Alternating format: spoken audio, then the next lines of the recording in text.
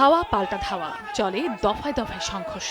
মুহূর্তেই রণক্ষেত্রে পরিণত হয় পুরো এলাকা।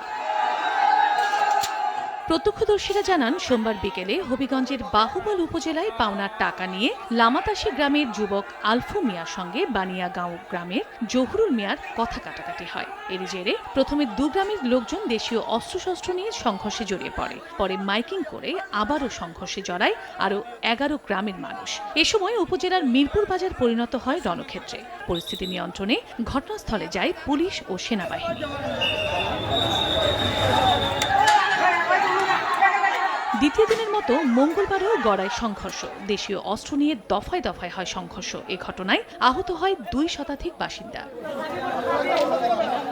গুরুতর আহতদের বাহুবল উপজেলা স্বাস্থ্য কমপ্লেক্স ও হবিগঞ্জ সদর হাসপাতালে ভর্তি করা হয়েছে। সময় সংবাদ, হবিগঞ্জ।